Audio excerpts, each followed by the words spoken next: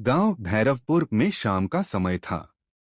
सूरज धीरे धीरे ढल रहा था और चारों तरफ हल्की ठंडी हवा चल रही थी।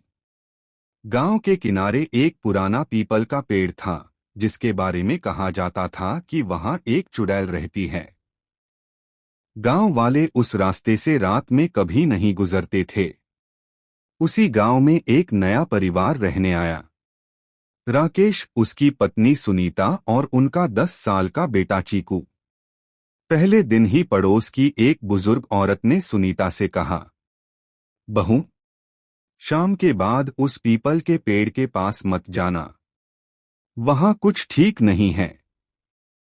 सुनीता हंसकर बोली, अरे माई, ये सब पुरानी बातें हैं।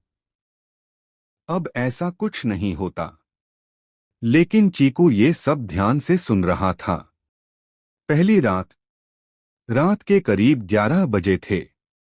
सब सो रहे थे। तभी चीकू की आंख अचानक खुल गई। उसे खिड़की के बाहर से पायल की हल्की हल्की आवाज सुनाई दी। छन छन छन। चीकू डरते डरते खिड़की के पास गया और बाहर झांककर देखा। पीपल के पेड़ के नीचे एक औरत सफेद साड़ी में खड़ी थी।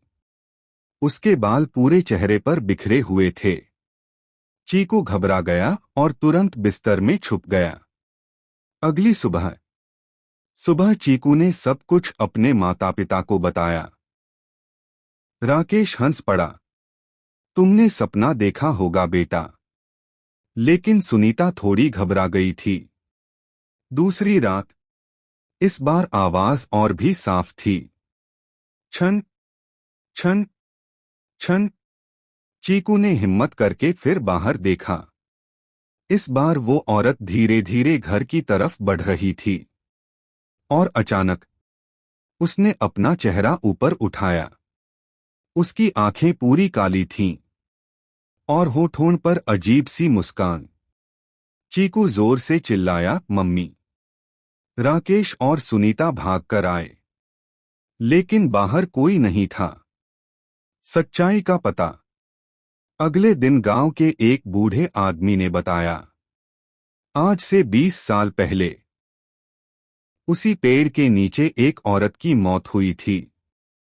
कहते हैं वो आज भी रात में भटकती है और धीरे धीरे घर के अंदर आने की कोशिश करती है।